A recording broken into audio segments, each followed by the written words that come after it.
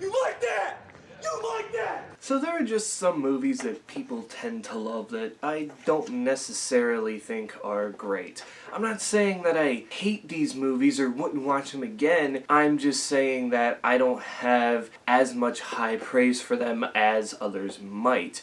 These movies are usually, at least for an audience, or even the critics, universally liked, like seen as some of the best movies in their genres ever made, or just, some fun movies to watch, where for me, I'm just kind of like, they're okay, but that's really about it. So today, we're going to talk about 7 of those movies where people just seem to love them, but for me, I'm just somewhere between not liking it or very, very in between. So let's start it off with one of the biggest franchises to come out of the 2000s into the 2010s and now the 2020s, and that being the Fast and the Furious franchise, the whole entire thing. I've said it before, I've only seen the first one and Tokyo Drift, which is the third movie. And people say, oh, well, you gotta go watch the second and all the other ones, and I'm just like, well, I've seen those two, and I don't think I need to see any more. Like, the first one's okay, I guess. It's not necessarily great, like, I can watch it, but I guess this just isn't the types of movies for me. Like, I think with all 10, or all 9, it's soon to be 10, unless you count Hobbs and Shaw,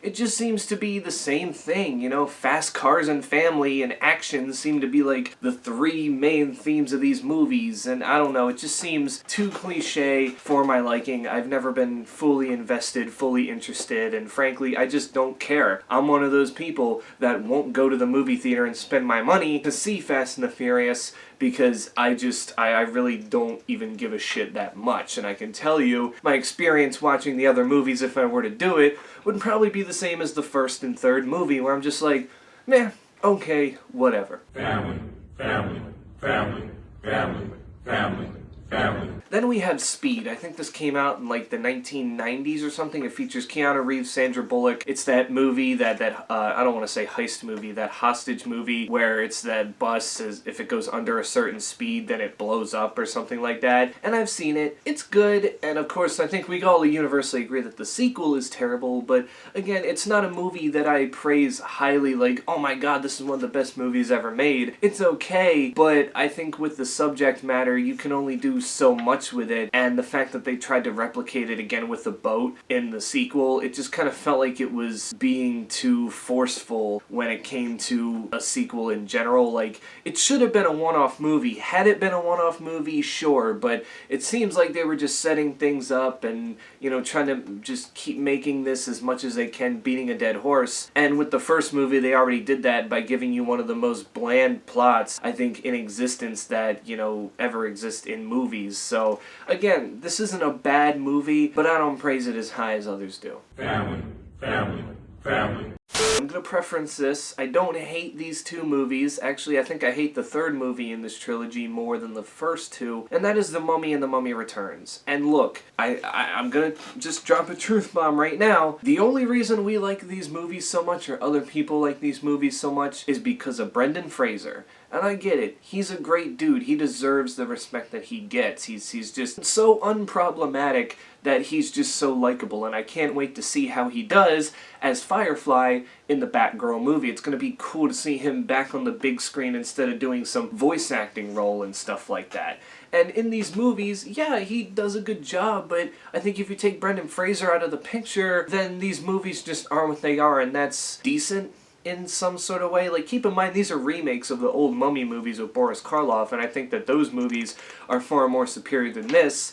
And I don't know, I feel like you can definitely tell what time they were made in, and it definitely, you see its flaws the more older it gets, and I get it. There are movies like that that are cult classics, and I think these 2 are, but I just sit there and watch these movies and go, yeah, they're cool, but I'm just not, I'm not one to sit there and watch it every time it's on. It's more of, I gotta be in a certain mood to do it, and even at that, I don't really know if I'm gonna fully enjoy my experience anyway. So again, these are good movies, and Brendan Fraser's Brendan Fraser, we love him, but he's really the only reason that I think these movies get praised as much as they do. Other than that, I don't really think people would give a shit. I don't know how controversial this one will be, but I put Birds of Prey down, and I know I've been talking about it quite a bit, mainly because it was a movie that interested me, but I never saw it first when it came out. It took me about a year to even see it on HBO Max, and it was better than I expected. I thought this was going to be some rushed movie where they didn't really have a plot set, didn't know what they were doing, but it seemed like they knew what they were doing with this. However,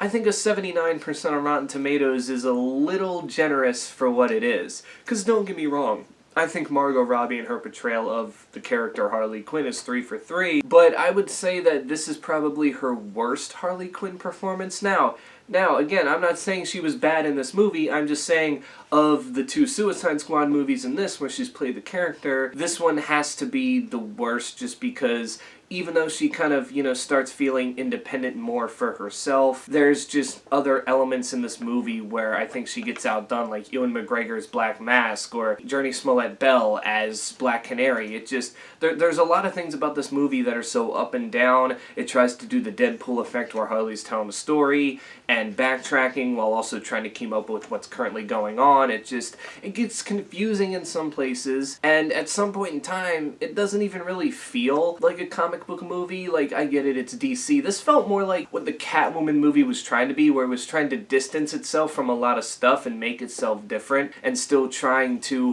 follow some of the comics and whatnot. And this was an interesting team up, Harley Quinn and the Birds of Prey. They did something different, but they also tried to keep it within the universe, within the realm of the DCEU, so you weren't too confused. But overall, I can sit and watch this, but again, I think I've only seen it like 3 or 4 times, so it's not like I'm watching it consistently because I love it so much. It's good, but I would prefer other DC movies over this one. Family.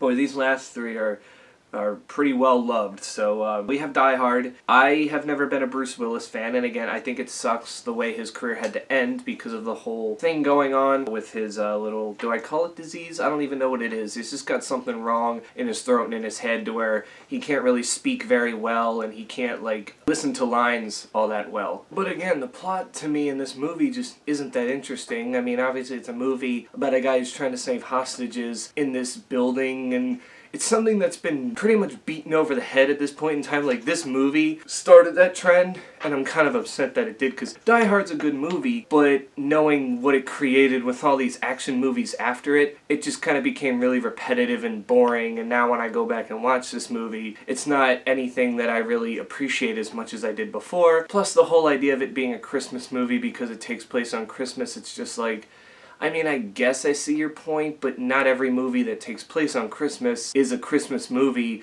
unless the plot revolves around Christmas time. This is just kind of, oh yeah, there's these hostages being held in this building at Christmas. Like, that doesn't have anything to do with Christmas other than the date is December 25th. So, yeah, Die Hard, one that I don't particularly think is one of the more grandiose. Family. Family. Family. Family. Then we have Borat. My name is Borat. Oh, okay.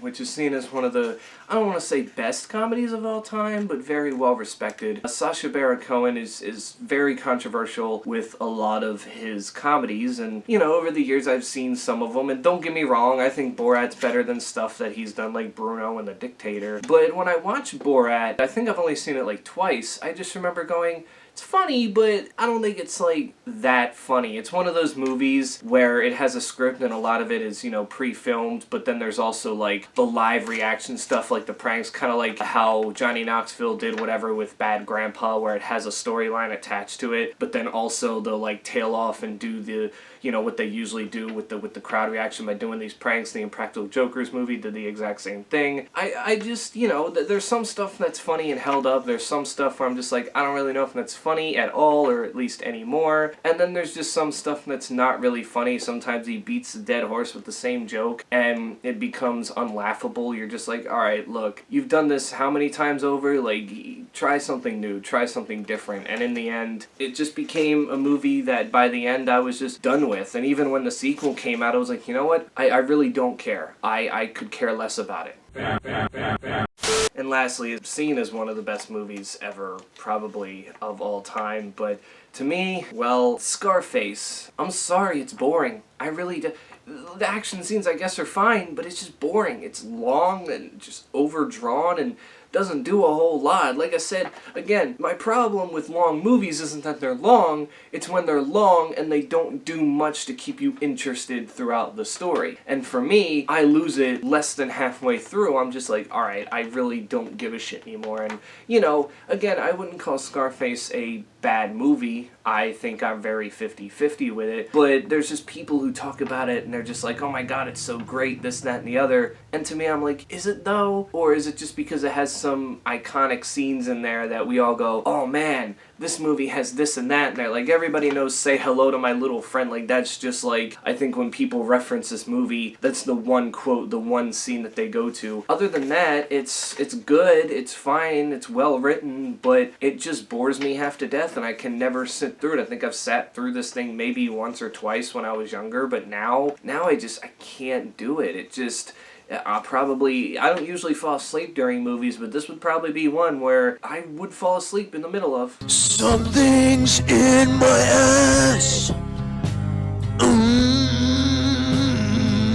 So yeah, that was it for, let's see, 7 movies. Some Things in my ass. are just franchises that I talked about that people seem to just love so much that I ain't necessarily a big fan of. Whether I just think it's okay or hate it, these movies just didn't hit me in the feels than they did for other people. So yeah, you can tell me in the comments below, what are some movies that to you are overrated? You don't necessarily hate them, but you don't understand why they get so much praise as they do. Like, say like Rotten Tomatoes gave a movie a 95% and you're just like, I don't know about that, or just one that you hear people talk good about all the time and see like, say, oh, this movie's one of the best of all time, and you're just like, yeah, no, I can probably name 5 movies better than that. Like, I'd really be interested to see what your choices are for movies like this. But until then, stay safe out there, wear your mask, get vaccinated, and I will catch you all in the next one. Family,